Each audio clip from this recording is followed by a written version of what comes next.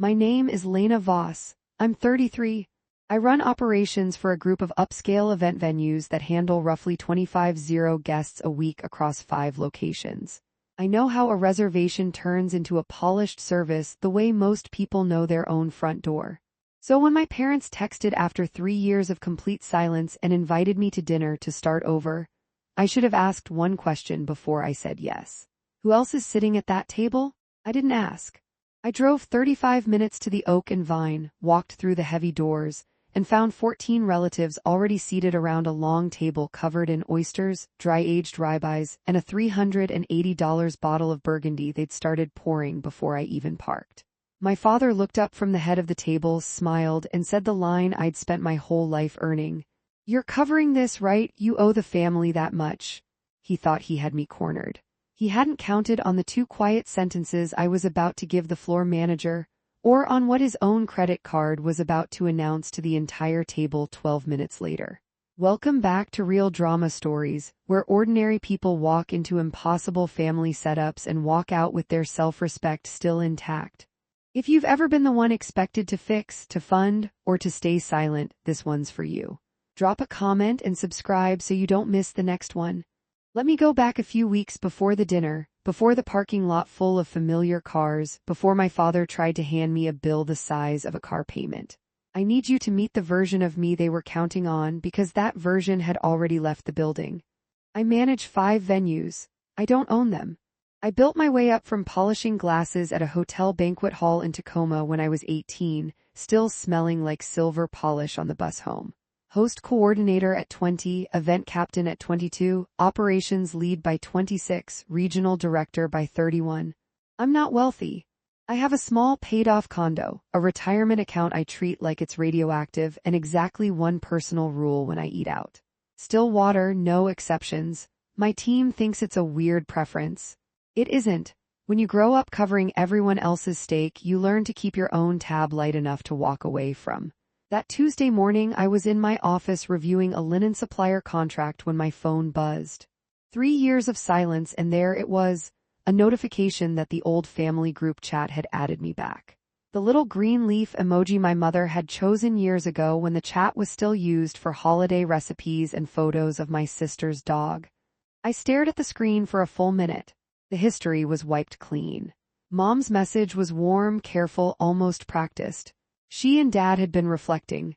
They wanted dinner at the Oak and Vine to begin healing, just the 4 of us, her, Dad, me, and my sister Claire. A quiet night. A fresh start. 30 seconds later came the line that should have told me everything. Family takes care of family, sweetheart. It's time we remembered that. Family takes care of family. She used to say it when I was 19 and my server tips covered the power bill. She said it when I was 24 and Dad needed a cosigner on a used van. She said it when Claire's first apartment deposit came up short and I quietly paid it. In our house, those 5 words had always meant one thing: Lena takes care of family. I typed back, "I'll be there." Then I set the phone face down and went back to the contract, pretending my hands weren't shaking. 3 years earlier, Claire decided she wanted to open a specialty tea and pastry shop. No business plan, no market research, just a Pinterest board and a feeling. She needed a $68,000 small business loan. The bank wanted a cosigner. That cosigner was supposed to be me. Mom called on a Sunday. Dad sat beside her already angry. Claire needed this. It was her dream. I had good credit and a history of saying yes. Just sign the papers. I asked to see the numbers first. Claire didn't have any. I asked about projected margins, lease terms, supplier contracts. She looked at me like I'd insulted her baking. Mom's voice went flat. "She's your sister. You don't need a spreadsheet to love your sister." I said no. Not because I didn't love her. I did. But I'd spent enough years watching people pour money into concepts with no foundation, and I knew what $68,000 of someone else's debt looks like at 3 a.m. when the lights are off and the payment is still due. Dad stood up, pointed at the door, and said the sentence that closed it for 3 years. "If you won't help this family, you're not part of it." The next morning I was removed from the group chat. Nobody called. Nobody texted. For 3 years I was the daughter who loved money more than her own sister. Here's the part that's hard to admit. The silence almost broke me, not because they were right, but because I missed being needed. That was the real wound. It took me 2 years and a therapist named Dr. Reyes to name it properly. I had been the family fixer since I was 17. First paycheck went to groceries. Tax refund went to mom's dental work. When dad's transmission failed, I paid for the rebuild and told him it was under warranty so he wouldn't have to accept help from his 22-year-old daughter. When Claire got married, I covered the flowers, the photographer, and half the reception, then smiled while mom toasted 2 strong girls. 2 strong girls, 1 bill. I didn't do it because I was generous. I did it because somewhere around age 15 I learned that the fastest way to keep the peace was to make sure nobody had to ask twice. Ask once, Lena pays, dinner stays quiet. I trained them. I taught my parents that my wallet was a vending machine. Insert guilt, receive check. When the machine finally said out of order, they didn't troubleshoot. They unplugged it and walked away. So when mom's message arrived, family takes care of family, sweetheart, the old reflex fired in my chest like a muscle I hadn't used in years. Go fix it. Pay whatever it costs, make it quiet again. But I also heard Dr. Reyes' voice, steady as a metronome. You taught them you would always pay. That was your mistake to fix, not by paying more but by stopping. My coworker Priya told me not to go. She sat across from me at lunch the day after the invitation and said, Lena, this has ambush written all over it. My executive chef Tomas said the same thing, shorter, don't. But I'd already decided. Not because I believed them. Not because I expected an apology. I wanted to sit across from my parents and find out whether 3 years had changed anything, or whether the silence had just been a longer version of the same conversation we'd always had. One where I was expected to listen, agree, and pay. I wanted closure, even if closure meant confirming the door was nailed shut. There was something else, too. I missed my mother, not the version who orchestrated, not the one who kept score. The one who taught me how to make cornbread in a cast-iron skillet when I was 9 and sang along with old country records while the butter melted. That mother hadn't called in 3 years either. But some nights I still heard the music.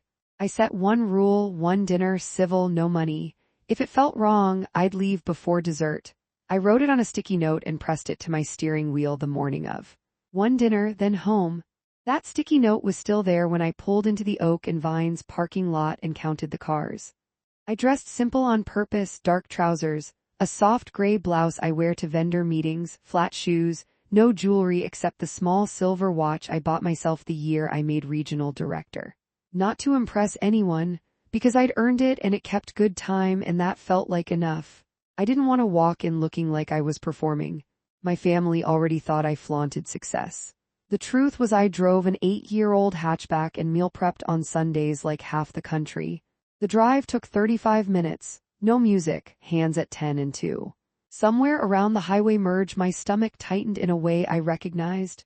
The same feeling I get when a walk-in cooler fails on a Saturday night and I know the next 6 hours are going to hurt.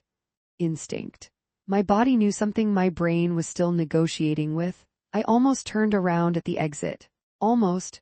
But I thought about that cornbread and Dr. Reyes' voice and I kept driving. The Oak and Vine sat at the end of a quiet commercial stretch I hadn't visited in years, the expensive side of town. The kind of place where the parking lot is landscaped and the hosts wear all black. Dad's old truck was in the 3rd row, Mom's sedan next to it. Fine. Then I saw Aunt Ruth's white sedan, Uncle Martin's SUV, Claire's hatchback with the faded sticker from the tea shop that had closed 10 months after it opened. 3 more cars I recognized, 2 I didn't. My stomach dropped before I even opened the door. Just the 4 of us, Mom had written. I counted 8 vehicles. I sat in the car for 2 full minutes, engine off, reading that sticky note. The smart thing would have been to reverse out and drive home to leftover soup. But I got out. I straightened my blouse. I locked the car and walked toward the entrance because I was 33 years old and I'd spent 3 years learning how not to run. And I was not going to start running again in a restaurant parking lot on a Thursday evening. Inside, the lobby smelled like rosemary and warm bread and money. A hostess in black checked her screen. Voss party? I nodded. She nodded back. Your group's already seated. She said it the way hosts say things when they've been dealing with a large party for an hour and are trying very hard not to look stressed. I recognized the expression. I'd worn it myself 1,000 times. She grabbed one menu and led me toward the back. I could hear them before I could see them, laughter, clinking glasses, Aunt Ruth's unmistakable laugh cutting through the murmur of every other table. I turned the corner and saw the table. 14 chairs, every single one filled except the one at the far end, directly across from my father. White linen, heavy silverware, candles in low holders. Platters I could identify from 10 feet away.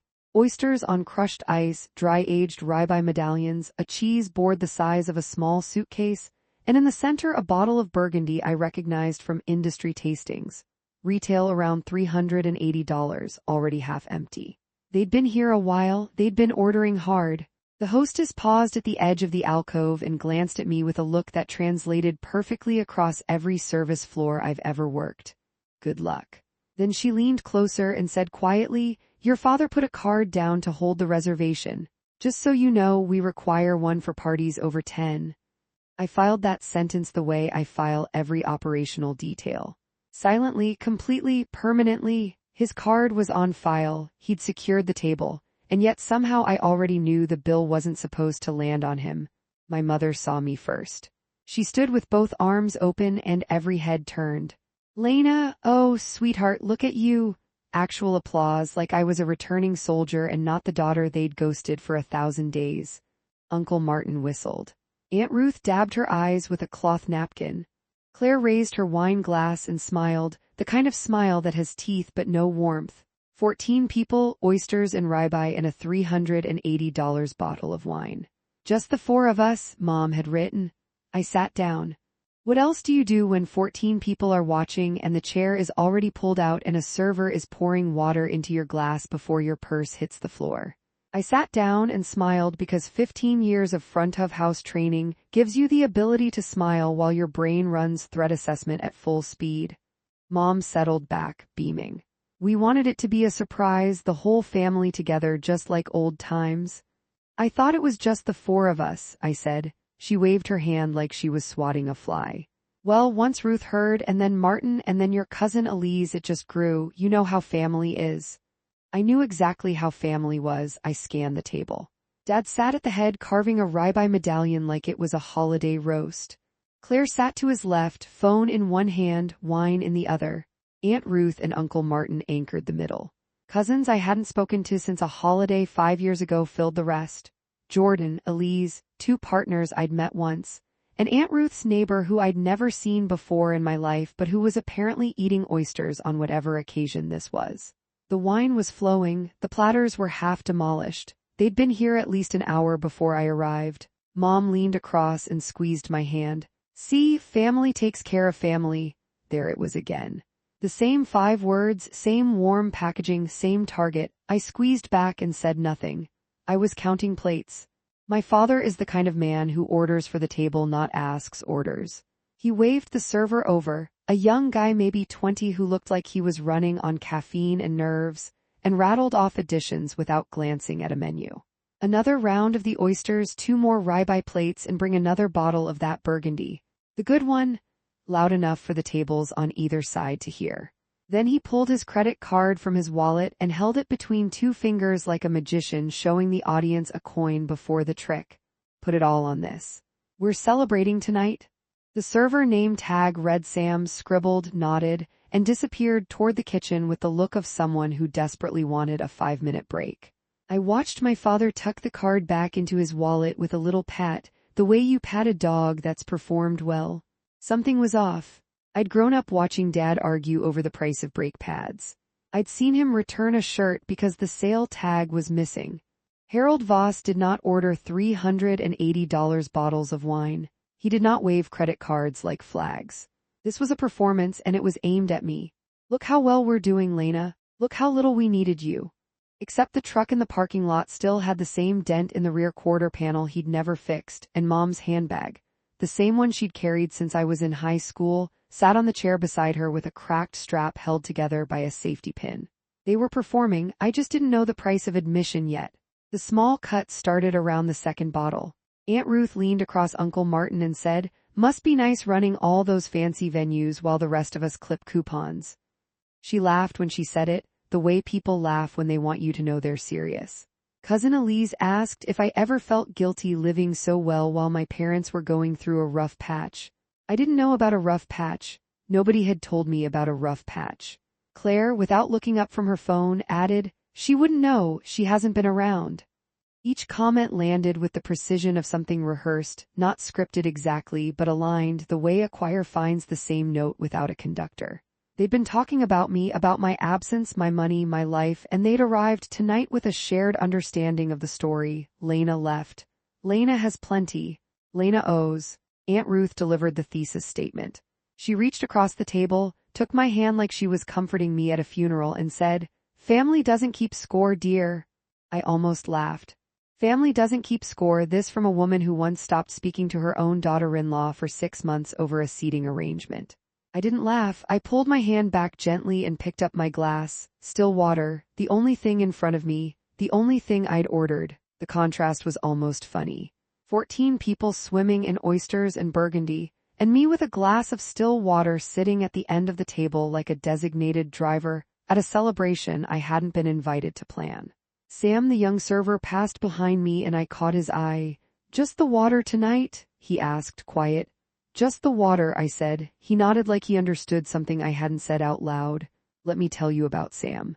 He was maybe 19 or 20, built thin the way restaurant kids are before they learn to eat between rushes. He moved fast but careful, the way new servers do when the table is too big and the order is too complicated and they know one wrong plate means a manager conversation they can't afford. I recognized everything about him because I'd been him, 18 years old, 2 stations deep, learning that the guests who snap their fingers are always the ones who tip the least. He was handling our 14 top almost alone. A busser appeared occasionally to clear plates, but Sam was running every order, every refill, every excuse me, can we get more butter? From Aunt Ruth, who'd said it 3 times in 20 minutes. He never complained, he never sighed. He refilled my water without being asked.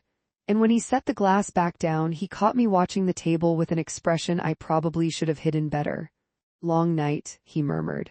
I almost told him the truth. Instead, I just said, you're doing great. He blinked, startled, like he'd forgotten customers could say that. Then he straightened up about half an inch taller and moved on to Uncle Martin's refill. I watched him go and thought about the version of me that used to carry 4 plates up her forearm and cry in the walk-in on the hard nights. That girl had no idea she'd end up on the other side of a table like this, sitting across from the family that made her into a fixer and a funder, being asked without being asked to write one more check. But she'd understand what I was about to do. She'd understand it perfectly. I excused myself to the restroom around the 40-minute mark. I needed 2 minutes without Aunt Ruth's commentary and a door I could lock. The Oak and Vines restroom was the kind with cloth hand towels and lavender soap, and a full-length mirror that made you look slightly better than you felt. I turned on the faucet, pressed cold water against my wrists the way you do when you need your heart rate to cooperate with your brain. Then I saw it, a phone on the edge of the marble countertop, screen still lit, case covered in tiny leaf stickers. Claire's phone. She must have come in before me and left it when she got distracted. Claire left things everywhere. It was one of the few traits we shared. I didn't plan to look. I want to be clear about that. But the screen was bright and the notification banner at the top was from a group chat I'd never been added to, and the preview text was enough to stop my hand mid-reach for the towel. The group was called Dinner Strategy. 3 members, Mom, Dad, Claire. The latest message sent 4 days ago was from Mom. The preview showed the words I can still recite from memory, don't tell Lena it's everyone. Once she's there with the whole family watching, she won't dare say no. She never could handle a scene. My pulse stayed steady. My hands stayed dry. I picked up the phone the way I'd pick up a vendor invoice that didn't add up, not angry, not surprised, just confirming what the numbers already told me. I scrolled up. The full message read, don't tell Lena it's everyone. Once she's there with the whole family watching, she won't dare say no. She never could handle a scene. Below it, Dad had replied. Just make sure she sits at my end. I'll handle the ask. Claire's contribution, time-stamped 2 minutes later, order the good stuff before she gets there. Once it's on the table, she can't exactly send it back. Lol. I kept scrolling, 3 weeks of messages. Mom coordinating RSVPs, Ruth's in, Martin's in. Elise says yes if there's wine. Dad quieter, mostly logistical, parking, reservation time. how to frame the invitation so it sounded casual. Then the messages that turned my stomach cold. Mom, 10 days ago, the bank called again Thursday. We need to figure out something before June. Dad, Lena can cover us through spring. She's got more than enough. And the one that hit like a bag of gravel dropped from a shelf. Mom again, 8 days ago. It's not asking for money. It's letting her back into the family. She should be grateful we're even giving her this chance. Grateful. They wanted me to be grateful for the privilege of being tricked into a 14-person dinner at a restaurant I couldn't have picked for myself so I could pay a bill I didn't order to solve a crisis nobody told me about, for a family that cut me off when I said no the last time. I set Claire's phone back on the counter, screen down, exactly where I found it. I washed my hands. I looked at myself in that flattering mirror and thought, I know what you're doing. I know what this costs. And for the first time in 15 years, I am not going to pay it. I stood in that bathroom holding the truth in both hands, and the strangest part was how calm I felt. Not numb, not angry, just clear. The way a kitchen goes quiet right before a dinner rush, everything in position, nothing wasted, every station ready. If you've ever found out you were loved for what you could provide and not who you are, you know exactly how cold that tile floor felt under my shoes. I walked back to the table with the same expression I wear when a health inspector arrives unannounced. Pleasant, unreadable, fully operational. Nobody noticed anything different. Aunt Ruth was telling a story about her neighbor's divorce. Uncle Martin was working on his third oyster. Claire had reclaimed her phone from the restroom and was scrolling again, oblivious. But I noticed things now that I hadn't before, or hadn't let myself see.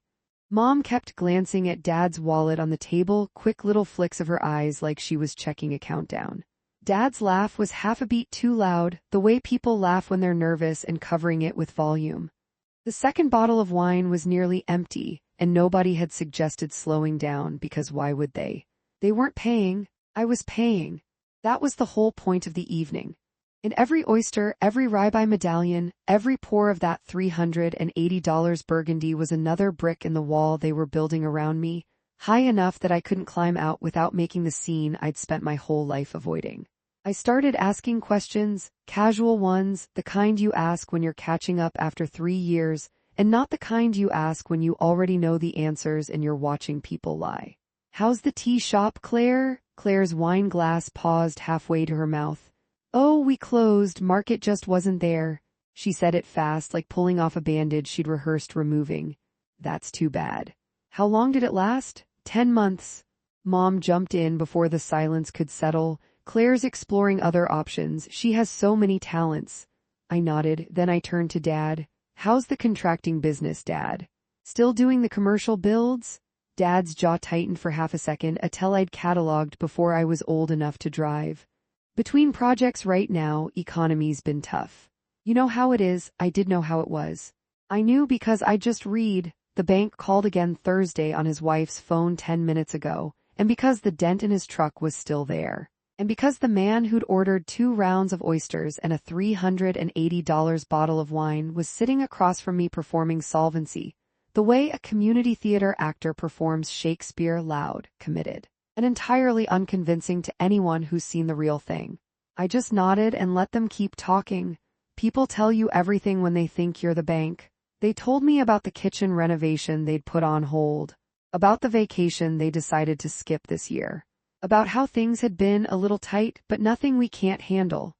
Every sentence was a window into a house I could now see was on fire, and they were all standing on the lawn pretending the smoke was barbecue. The pressure started building the way it always does in my family, not with a direct question but with a current. Little comments that pushed in the same direction, casual enough to deny, coordinated enough to corner. Aunt Ruth sighed and said, "It must be so rewarding doing well for yourself like that. Some of us aren't so lucky." Cousin Jordan, who I hadn't spoken to since a presidential administration ago, chimed in with, "Yeah, Lena, you really landed on your feet. That's awesome." Even Uncle Martin, who normally communicates exclusively through sports metaphors, managed a "you hit a home run out there, kid." Each compliment was a brick. Each brick pointed the same way. You have money, we see it, and we're reminding you in front of witnesses. Mom orchestrated from the center of the table like a conductor who'd memorized the score, a nod to Ruth, a smile at Jordan, A gentle hand on Dad's arm when he started to speak too soon. She was good. She'd always been good. I used to think my mother was just a warm person who liked hosting. Now I understood she was a project manager with a 20-year track record, and her biggest deliverable was sitting at the end of the table drinking still water. The dessert menus arrived. Aunt Ruth ordered crème brûlée without looking at the price. Claire asked for the chocolate soufflé, which required a 20-minute lead time, which meant she'd ordered it before I sat down. Of course she had. They were running up the tab the way you run up a tab when someone else is paying, without a ceiling, without guilt, without a single glance at the column on the right side of the menu. My water was down to the ice. Claire was the one who cracked the surface. She'd had 3 glasses of the burgundy by then, enough to sand down whatever filter she normally kept between her brain and her mouth, which was never especially thick to begin with. She leaned across the table, glass in hand, and grinned at me like we were sharing a joke. "Relax, big sister, it's just dinner, you can afford it." I set my water down. "Afford what?" "This."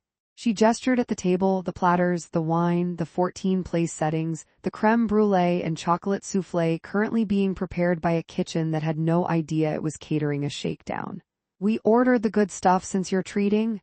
She said it so casually. Since you're treating, like it had been settled in a meeting I wasn't invited to, which of course it had been. The table went quiet for about 3 seconds, which doesn't sound long until you're the one sitting in it. Mom shot Claire a look that said too early, and Claire shrugged like she'd bumped a vase she didn't plan to pick up. Uncle Martin studied his plate. Aunt Ruth suddenly found her napkin fascinating. Dad cleared his throat. The silence lasted long enough for Sam to arrive with a fresh bottle of still water and place it beside my glass, and for me to realize 2 things. First, that Sam was the only person at this table who had poured me something without expecting anything in return. And second, that Claire had just confirmed out loud what every single person in this room already knew. I was the mark, this whole dinner was a heist, and every oyster was evidence. What happened next was an accident, and I almost felt bad for Cousin Elise when it landed. She was trying to make conversation genuinely, I think, because Elise was the one family member who'd sent me a birthday text during year 2 of the silence, a short thinking of you that I'd never replied to and still felt guilty about. "So Lena, Mom said you got a big promotion, something about running a bunch of venues now?" I kept it simple. "Regional Operations Director, 5 locations." Elise nodded, impressed. "That's amazing. Like you're in charge of all of them? Staffing, vendors, compliance, financials, everything from the loading dock to the final check." I said it the way I'd say it in a meeting, factual, no polish. But the word financials landed on that table like a rock through a window. Aunt Ruth's fork stopped. Uncle Martin looked up from his plate for the first time in 10 minutes. Claire's scrolling thumb froze. Even Dad shifted in his chair, reweighing, recalculating. They knew I was successful. They'd built their entire evening around the assumption that I was successful enough to pay. But hearing it, the scope, the authority, the specificity of what I actually did was different from assuming it. They'd pictured me as a well-paid server who'd gotten lucky. They hadn't pictured someone who could read a P&L statement faster than they could read a menu, who managed vendor contracts worth more than their house, who knew exactly, down to the cent, what 14 oyster platters and 2 bottles of burgundy cost before the check ever arrived. The table recalibrated. I could feel it happening like a change in barometric pressure. The power hadn't shifted yet, but it had loosened. Dad waited until dessert. He was strategic about it, I'll give him that. The soufflé had arrived. The crème brûlée was cracked. The second bottle of burgundy was upside down in the ice bucket.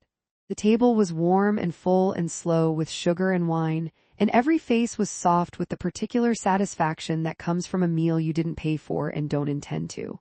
Dad set down his fork. He folded his hands on the edge of the table, a gesture I'd seen him make before signing contracts, before delivering speeches at holidays, before telling me at 23 that he needed a cosigner just this once. He looked at me, not unkindly, not cruelly, with the particular expression of a man who believes he's being reasonable. "Lena," he smiled, "you're covering this, right? You owe the family that much." 5 words, you owe the family that much. 14 people heard them. Sam, refilling Aunt Ruth's coffee behind me, heard them. The couple at the next table, pretending not to listen, heard them. My mother nodded. My sister smirked. My aunt reached for another pat of butter like the matter was settled. You owe us. 3 years of silence, and not one person at that table had said they were sorry, or that they had been wrong, or that they'd missed me for any reason other than my credit limit. You owe us that much. I looked at my father across a table covered in the wreckage of a meal I hadn't ordered, surrounded by a family I hadn't been told was coming, holding a glass of water I'd poured myself, and I felt something I hadn't expected. Relief, because the decision I'd been afraid to make had just been made for me. I didn't answer right away. I've learned that silence does more work than words in a room full of people who are used to being agreed with. 3 seconds? 5. The kind of silence that makes a table of 14 people shift in their chairs and reach for their water glasses and suddenly remember they have something interesting to look at on the wall behind you. For 15 years I'd paid so no one would make a scene. I'd picked up every check, co-signed every loan, covered every deposit and every dental bill and every florist invoice because the cost of saying no was a room exactly like this one, full of staring, expecting faces, full of the unspoken understanding that Lena's love was measured in dollars and Lena's silence was purchased with compliance. 15 years, thousands of dollars. And the price of admission to my own family had just been announced to the room at roughly $75 a plate, plus wine, plus oysters, plus the particular tax that comes with being the child they only call when something needs funding. I looked at my father's hands, still folded, still steady. I looked at my mother's eyes, still warm, still performing. I looked at Claire, who was already scrolling again because as far as she was concerned, this was decided. I looked at Sam, standing by the service station, watching with the careful attention of a young man who knows something important is happening at his table, but isn't sure what. Then I looked at my still water half full, catching the candlelight like a small, quiet promise I'd made to myself. I put my napkin on the table. I smiled.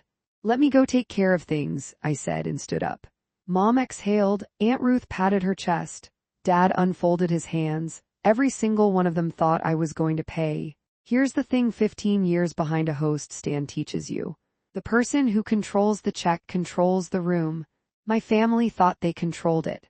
They'd set the table, chosen the restaurant, ordered the menu, assembled the audience, and delivered the demand. They had 14 people, 2 bottles of wine, and 3 years of built-up pressure on their side. I had 2 sentences and a floor manager named David. I didn't walk toward the front register.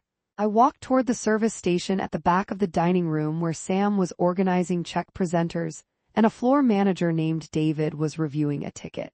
David wore the standard uniform, black shirt, black tie, earpiece, and he had the look of a man who'd been in the industry long enough to handle whatever walked up to him. I walked up to him. Excuse me, David? He turned, professional smile. How can I help? I kept my voice low, not dramatic, not conspiratorial, just the volume you use in the industry when you're handling something that doesn't need the dining room's attention. Sam was beside him, listening, eyes alert, tray balanced on his hip. Both of them looked at me the way restaurant professionals look at someone who speaks their language with immediate, precise attention. I said 2 sentences. I'm not the host of this table and I won't be covering it tonight. Please bring the full check to the gentleman at the head of the table, the one whose card is already on file for the reservation. David blinked once. He glanced at Sam, then back at me. And the second thing, split off just my still water onto a separate check and add 30% to mine for your team. You've earned it tonight. Sam's eyes widened slightly. David looked at me for 3 full seconds, reading the situation the way a good floor manager reads every situation, fast, thorough, without judgment. Then he nodded. Done. That was it. No argument, no hesitation. No, are you sure, ma'am? Because David had been doing this long enough to know what a redirect looked like, and Sam had been watching that table long enough to understand why one was needed. I paid my check on the spot. 1 still water, 2 refills, plus a 30% tip that would be the largest Sam had received in a month. David ran my card, handed me the receipt, and said quietly, I'll present the table's check in about 10 minutes once the dessert course clears. Perfect. I walked back to the table, sat down, picked up my water, and took a slow sip. Claire was arguing with cousin Jordan about a reality show. Aunt Ruth was telling Uncle Martin about her neighbor's fence dispute. Mom was watching me with the careful attention of someone who thinks the check has been handled. Dad was leaning back, arms crossed, satisfied. 14 people eating dessert, drinking the last of a $380 bottle of wine, waiting for a bill they had no intention of seeing. I set my glass down and waited with them. Those 10 minutes were the most peaceful of my evening. The table didn't know it yet, but the meal was over in every way that mattered. The food was eaten. The wine was gone. The ask had been made, and the answer had already been delivered in a language none of them spoke. I sat at my end and listened to my family talk. Aunt Ruth complained about the cost of mulch. Uncle Martin told a fishing story that had no ending. Claire took a selfie with the soufflé remnants. Mom laughed at something. Cousin Elise made a real laugh, the kind that crinkled her eyes and made her sound for exactly 3 seconds like the woman who used to sing along in the kitchen. I almost felt something. Almost. But then I looked at Dad, who was checking his phone under the table with the tight-jawed focus of a man waiting for a text he didn't want to receive, and I remembered the message I'd read on Claire's phone. Lena can cover us through spring. She's got more than enough. My still water caught the candlelight again. I watched the bubbles rise and pop one by one, each one a tiny implosion that nobody noticed. I thought about 18-year-old Lena in her apron, carrying 4 plates up her forearm, learning to smile through the burning in her shoulders. That girl would have paid. That girl would have pulled out her card and covered the whole table and called it love and gone home and cried in the shower and never told anyone. I wasn't that girl anymore. Sam appeared at the edge of the alcove, and I knew before he took his first step exactly whose chair he was walking toward. He placed the check presenter leather-bound, embossed with the Oak and Vines logo directly in front of my father. Not in the center of the table, not near me. In front of Harold Voss, the man who'd made the reservation, whose card was on file, who'd told the table to put it all on this 2 hours ago. The table conversation died like a candle in a draft. Dad stared at the leather folio for 2 seconds. I could see him processing. The check was supposed to go to Lena. The check was supposed to go to Lena. The check is in front of me. Mom's eyes went wide. She looked at me, then at the check, then at me again, and for the first time all night her composure cracked enough to show the math running behind it. Lena, she started. Dad recovered first. He was good at recovering.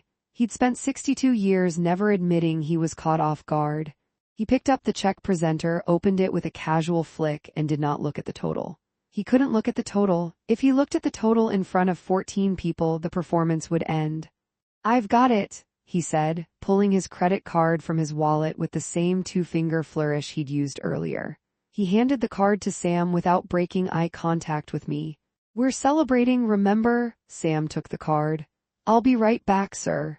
He said it gently, the way you say things when you know what's about to happen and the person you're talking to doesn't.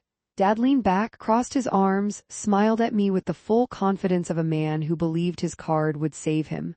Sam came back in 4 minutes. He stood beside my father's chair. He leaned down and said at a volume designed to be discreet but heard by a table that had gone silent enough to hear ice melt. I'm sorry, sir, the card has been declined. Nobody moved. Dad's smile held for 1 more second, a reflex like a light that stays on after you flip the switch. Then it went out. Run it again, he said. Sam nodded. He disappeared. He came back in 2 minutes. Same lean. Same gentle voice. I'm sorry, sir, it's still not going through. Would you like to try another card? Dad reached for his wallet. His fingers moved through the slots. 1 card, then another, then a third he pulled from behind his driver's license like a last bullet in a chamber he'd forgotten he loaded. He handed it to Sam. The table was silent. 14 people, no forks moving.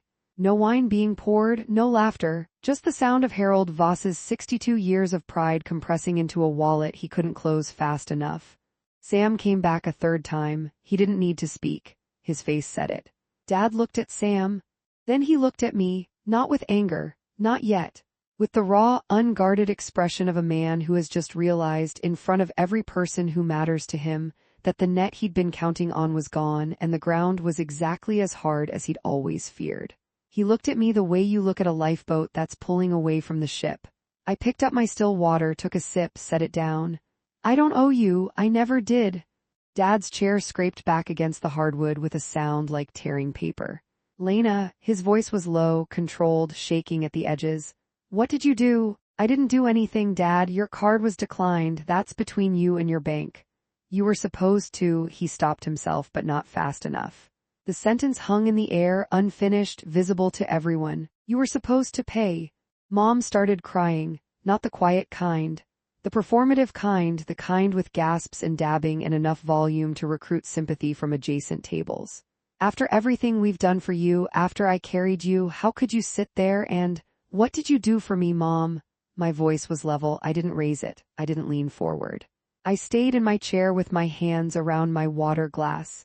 Tell me in front of everyone, what did you do for me in the last 3 years? Claire slammed her hand on the table. This is so typical. You always have to make everything about you. Aunt Ruth reached for my arm. Lena, dear, your father is clearly embarrassed. Can't you just... No, one word. I said it the way I'd say it to a vendor who tried to short my invoice. Clear, final, and without apology. Then Dad broke, not with anger this time, with something worse. His voice dropped, and for one moment, one terrible, honest moment, he sounded like a man standing in a house with the lights turned off. Lena, please, we're drowning. I saw him. I saw the scared man behind the performance, the father who'd lost his business and his pride and couldn't say it out loud until his credit card said it for him. I saw him, and I ached. Then he added, and you'd let us. And the ache stopped because even drowning, he was still reaching for my wallet instead of my hand. I stood up, not fast, not dramatic. The way you stand when you've made your decision and you don't need the room's permission to leave. Dad, I'm sorry you're struggling, I mean that. But this? I gestured at the table, the empty platters, the upside-down wine bottles, the 14 faces watching me like I was the villain in a story they'd rehearsed all week. This isn't asking for help, this is a trap. You didn't invite me to make amends, you invited me to make a payment. Mom's crying shifted into something harder. That's not fair, Lena. We just wanted you back. You wanted me back for what I could cover, Mom. I read the messages. She can cover us through spring. The table went white. Claire's face drained. Mom's hand flew to her mouth. Dad looked at the tablecloth. If you need help, real help, I will sit down with you and a financial counselor and we will figure out a plan. No tricks, no audience, no oysters, but I'm not paying this bill. I didn't order it, I wasn't told about it, and I don't owe it to you, I don't owe you, I never did. Nobody spoke. I picked up my purse. I looked at my mother and I said the last thing I would say to her at that table. You always told me family takes care of family, so why was I the only one who ever did? Then I walked toward the door, past the busser, past the hostess, past the heavy glass doors with the brass handles. Sam caught me near the coat check. He was holding my receipt. Ma'am, quiet, sincere, thank you. I touched his shoulder. You're doing great, I told him again, then I walked out. The parking lot was quiet, Thursday evening. Warm air, cicadas starting up in the landscape trees that made the oak and vine look like it belonged somewhere more important than a commercial strip. I sat in my car with the engine off and the window down and read the sticky note still pressed to my steering wheel. One dinner, then home, one dinner. I pulled my phone from my purse and opened the family group chat. The messages were already flooding in: Mom, Aunt Ruth, Claire, cousins I hadn't heard from in years, all of them typing at once. A cascade of exclamation points and accusations and the particular kind of fury that only comes from people who have been caught. I didn't read them. I scrolled to the bottom, tapped Leave Group, and watched the notification confirm it. Lena has left the chat. I set the phone on the passenger seat. I started the engine. And I drove home in the same silence I'd driven there, except this time the silence wasn't nervous. It was mine. The aftermath was quieter than I expected. No one called that night or the next day or the day after that. The group chat I'd left continued without me. I know because cousin Elise, the one who'd sent the birthday text, reached out separately a week later. I just wanted you to know, she wrote. That was the most honest thing anyone's done at a family dinner in 20 years. I'm sorry I was part of it. Elise was the only one who apologized. 3 weeks later, Claire texted, not to apologize, to ask if I could lend her first and last month's rent for a new apartment. I replied with the name of a financial counseling service and wished her well. She didn't respond. Through Elise, I learned the rest in pieces over the following months. Dad's contracting business had folded 18 months before the dinner, bad bets on 2 commercial projects that went sideways. Mom had been covering minimums on 4 credit cards with a home equity line that was now maxed. The house went on the market in July. They moved to a smaller rental in a town 25 minutes south. Claire took a job answering phones at a dental office. None of it was what I wanted for them. All of it was the consequence of choices they'd made long before I walked into the oak and vine. And none of it was mine to fix. I did what I'd promised at the table. I called Dad 6 weeks later and offered to sit with him and a financial counselor. He hung up. I haven't called again, but the offer still stands. I learned that the most expensive thing you can buy is other people's comfort with your silence. And the night I stopped paying for it was the night I finally got free. That's my story: 14 seats, 1 glass of water, and a credit card that told the truth nobody else would. If you've ever been the family bank, hear me. Helping is a choice, not a debt. And a boundary doesn't have to be loud to be unbreakable. Share this with someone who needs to hear it. Drop a comment, hit subscribe. And I'll see you in the next one.